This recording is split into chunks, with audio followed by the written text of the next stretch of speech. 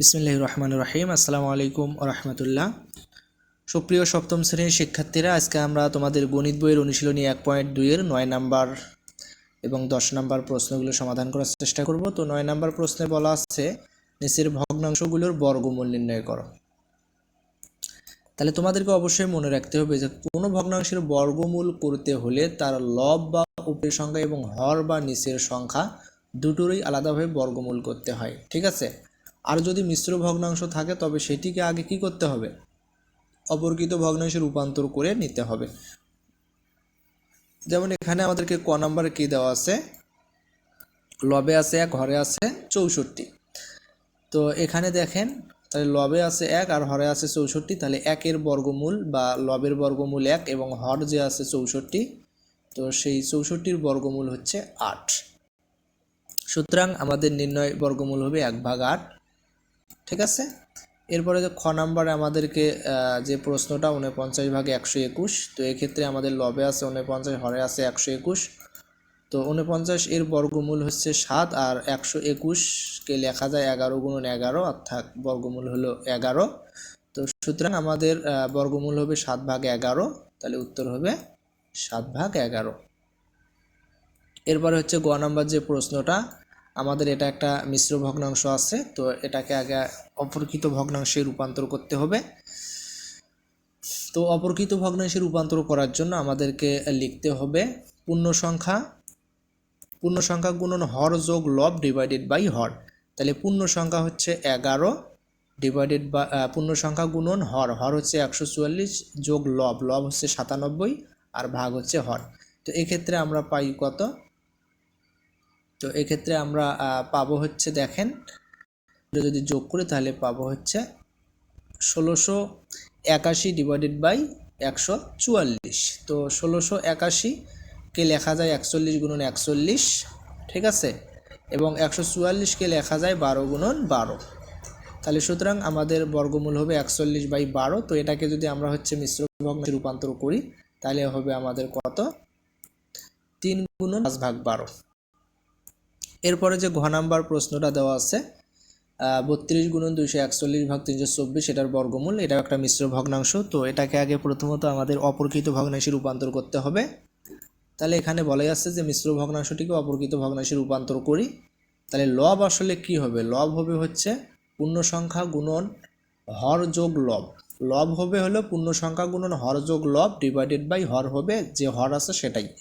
তো এক্ষেত্রে আমরা পাই হচ্ছে, দেখেন যোগ করলে আমরা পাই কত, 10,609 ডিভাইডেড বাই লব হবে 10,609, হর হবে 324। তো আমরা যদি এখন বর্গমূল করি 10,609কে লেখা যায় হলে 103 গুণন 103, তার মানে 10,609 এর বর্গমূল হবে 103।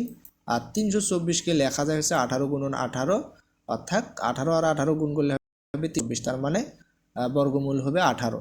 তাহলে আমাদের বর্গমূল হবে 103 ডিভাইডেড বাই 18। এটাকে মিশ্র ভগ্নাংশে রূপান্তর করলে হয় 5 গুণন 13/18। এখন আমাদের 10 নম্বরে বলা আছে যে 3 দশমিক স্থান পর্যন্ত বর্গমূল নির্ণয় করো। তাহলে 3 দশমিক স্থান পর্যন্ত আমরা যদি বর্গমূল নির্ণয় করতে যাই তাহলে দশমিকের পর আমাদের হচ্ছে 8, অর্থাৎ আমাদেরকে 4 দশমিক স্থান পর্যন্ত বর্গমূল নির্ণয় করতে হবে, অর্থাৎ দশমিকের পর 8টা ডিজিট থাকতে হবে।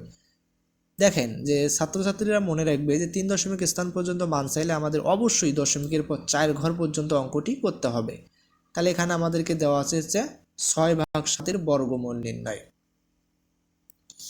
তাহলে আমাদের কি করতে হবে, প্রথমে ভগ্নাংশটিকে দশমিকে রূপান্তর করতে হবে।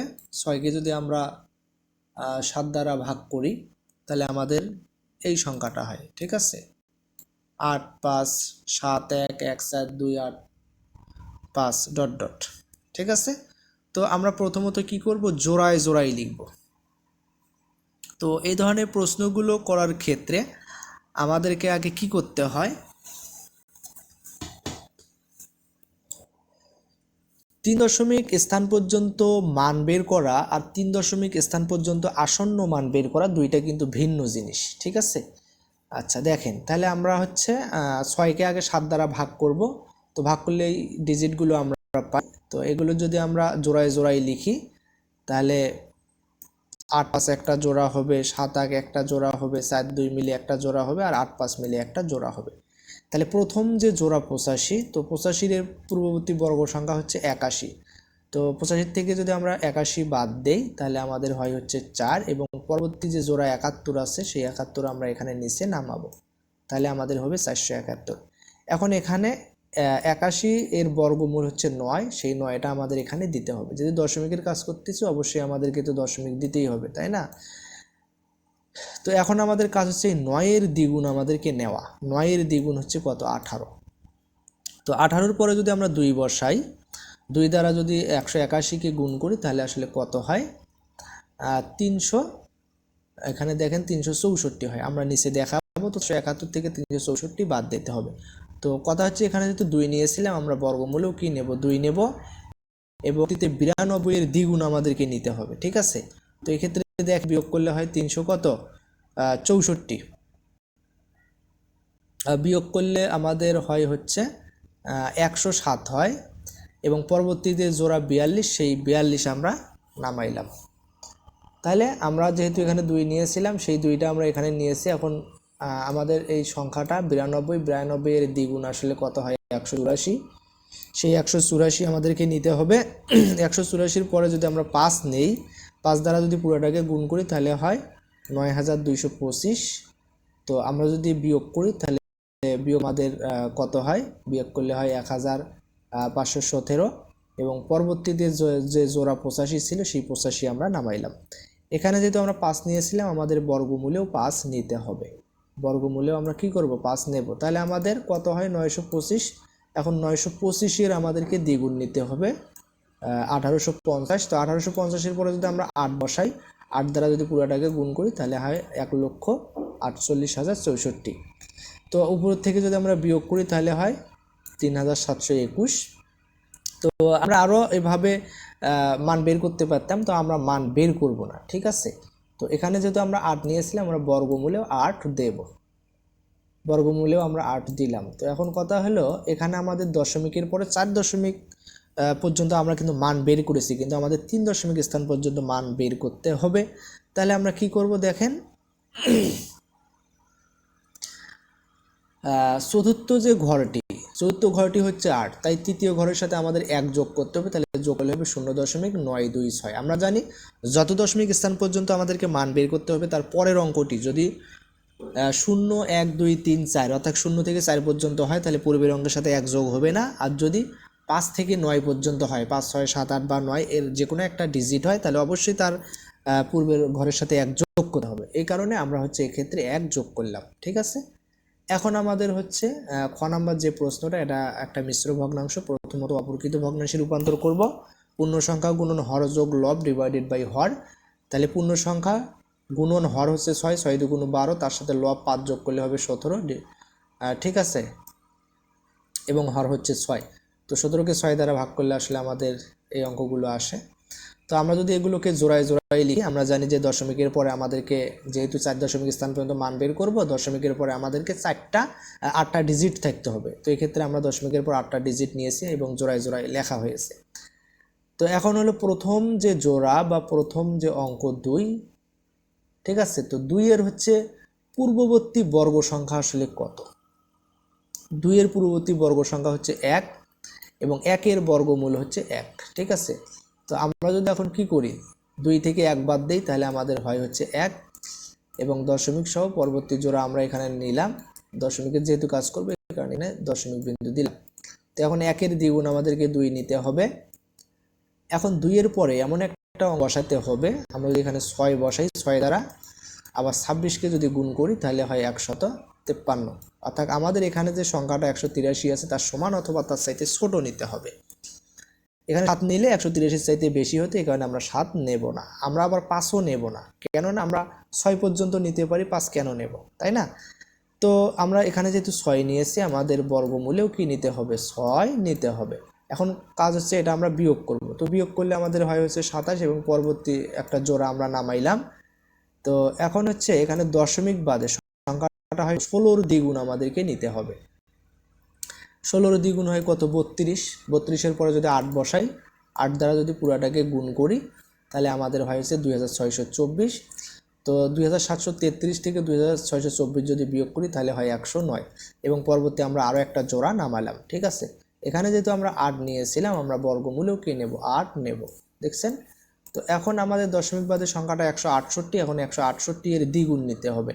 168 এর দ্বিগুণ হচ্ছে 336। ঠিক আছে, 336-এর পরে যদি আমরা 3ও নেই, পুরোটাকে যদি আমরা 3 দ্বারা যদি গুণ করি তাহলে আমাদের এই সংখ্যাটা হয়। তো আমরা বিয়োগ করলে পাই হচ্ছে 844, এবং পরবর্তী আরও একটা জোড়া আছে, সেই জোড়া আমরা এখানে নামাইলাম। এখানে যেহেতু 3 নিয়েছিলাম, আমরা বর্গমূলেও কি নেব, 3 নেব। ঠিক আছে, বর্গমূলেও 3 নেব। এখন হচ্ছে দশমিক বাদে পুরো সংখ্যাটা কত হয়, 1683। তো 1683 এর দ্বিগুণ হচ্ছে 3366। তো এটার পরে যদি আমরা 2ও বসাই, এই যে 2, সেই 2 দ্বারা যদি আমরা পুরাটাকে গুণ করি তাহলে আমাদের হয় 67324। তো আমরা বিয়োগ করলে পাই হচ্ছে এই সংখ্যাটা আমরা পাই। তো এক্ষেত্রে আমরা যেহেতু 2 নিয়েছিলাম, আমরা আমাদের বর্গমূলেও 2 নেব। ঠিক আছে, তো এখন আমরা কিন্তু চাইলে আরও আমরা মান এভাবে বের করতে পারি। তো আমরা আর কাজ করব না, কারণ আমাদের হচ্ছে 3 দশমিক স্থান পর্যন্ত মান বের করতে হবে। তো আমাদের 4 দশমিক স্থান পর্যন্ত মান বের করতে হবে। তো মান আমরা বের করলাম, এখন আমরা 3 দশমিক স্থান পর্যন্ত আসন্ন মান বের করব। তো 3 দশমিক স্থান পর্যন্ত যেহেতু বের করব, তো 3-এর পরবর্তী অঙ্ক বা চতুর্থ অঙ্কটি যেহেতু 2, এ কারণে পূর্বের অঙ্কের সাথে 1 যোগ হবে না, তার কারণে আমাদের হবে 1.683। ঠিক আছে, তো এটাই আমাদের হবে। এখানে বলাই আছে চতুর্থ ঘরটি 2, তাই তৃতীয় ঘর যা আছে তাই থাকবে, অর্থাৎ আমাদের উত্তর হবে 1.683। এখন যে গ নাম্বার প্রশ্ন, আমরা একটু সেটা সমাধান করি। এটাও মিশ্র ভগ্নাংশ। তো এটাকে আমরা যদি অপ্রকৃত ভগ্নাংশে রূপান্তর করি তাহলে আমাদের কত হয়, তাহলে পূর্ণ সংখ্যা গুণন হর যোগ লব ডিভাইডেড বাই হর। তো আমরা পূর্ণ সংখ্যা হচ্ছে 7, হর হচ্ছে 13, গুণ করি তার সাথে 9 যোগ করলে 100 পাই, আর নিচে যে হর যেটা ছিল সেটাই। তো 100কে 13 দ্বারা ভাগ করলে আমরা এই সংখ্যাটা পাই। এটা অবশ্যই আমাদেরকে আলাদাভাবে ভাগ করে নিতে হবে। আমরা আশা করি তোমরা অবশ্যই এই ভাগগুলো পারো, এ কারণে আমরা দেখাইলাম না। জাস্ট আমরা আসন্ন মানটা বের করব, বর্গমূল নির্ণয় করব। ঠিক আছে, তো আমরা যদি বর্গমূল নির্ণয় করি,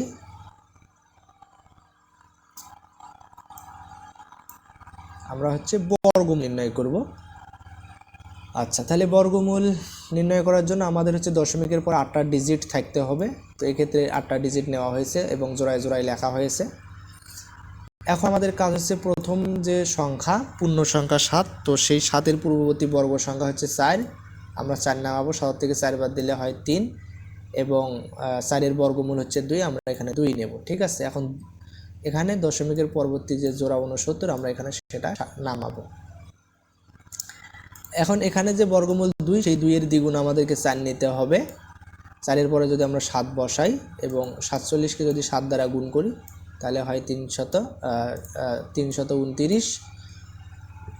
369 থেকে 329 যদি আমরা বাদ দেই তাহলে আমাদের হয় হচ্ছে কত,